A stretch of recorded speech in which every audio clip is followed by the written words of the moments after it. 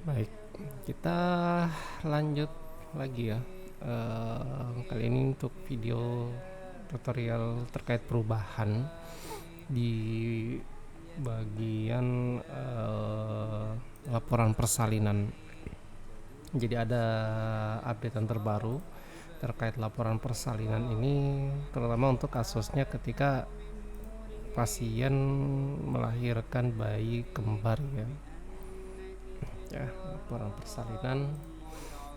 Nah, sebelumnya kan memang untuk laporan persalinan ini hanya untuk kondisinya hanya untuk satu bayi saja ya, terutama kan keadaan anak, ABG dan resusitasinya. Nah, ketika ternyata untuk bayi kembar, nah itu kita lakukan update lagi.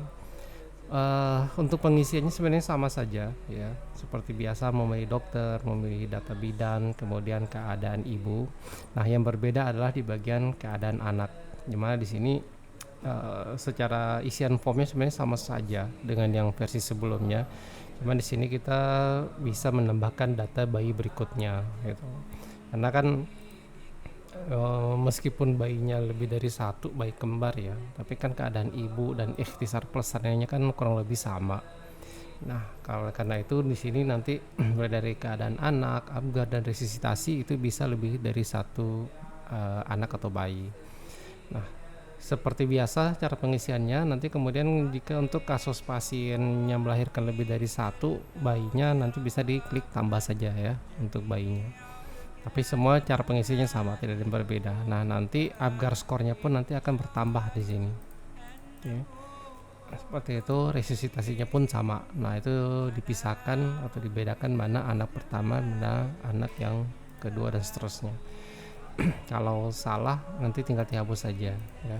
Ini bisa ditambahkan terus atau misalkan seperti ini. Oke. Seperti biasa data-data sebelumnya diisi, kemudian ini juga nanti silakan dilengkapi. Nah, ini coba kita contohkan aja ya, karena perubahan ini juga nanti berdampak pada perubahan penginputan bayi lahir, registrasi bayi lahir ya yang di menu pasien.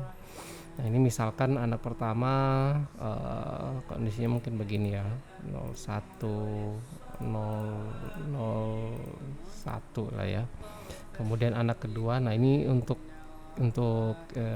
contoh saja untuk membedakan. Nanti ini kita isi saja yang di bagian ke-5 ya.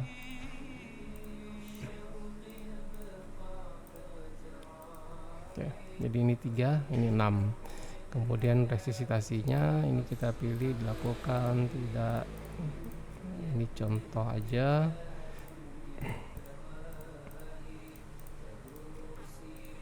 Oke, nanti setelah kita simpan. Nah, jadi contoh nanti laporan persalinannya di sini ada keadaan anak ke-1, anak ke-1, keadaan anak kedua, anak kedua sampai resusitasi anak kedua ya. Ya, lanjut kita contohkan untuk penginputan registrasi bayi lahirnya di 537.005. Oke, kita masuk ke halaman sini, kemudian kita cari pasiennya. Nah, nanti ketika berikutnya di sini kita harus memilih gitu, karena dia terdeteksi mempunyai dua bayi ya, jadi anak ke-1 atau anak kedua. Nanti misalkan kita pakai yang ini. Nah, ini otomatis akan terisi dengan data bayi pertama. Kalau kita mau ganti ya, nanti tinggal di sini lagi aja pilih, kita pilih yang kedua misalkan kalau memang salah. Oke. Nah, seperti ini. Nanti kemudian seperti biasa juga penginputannya, kemudian kita simpan. Nanti lakukan lagi proses yang sama untuk bayi berikutnya, kemudian kita memilih yang anak kedua, seperti itu ya. Jadi sebenarnya tidak jauh berbeda dengan yang sebelumnya, hanya ada ketambahan saja dan bagian registrasi bayi lahirnya sedikit berbeda karena bayinya sudah bisa lebih dari satu untuk ABGAR dan resusitasinya. Oke, sekian, terima kasih.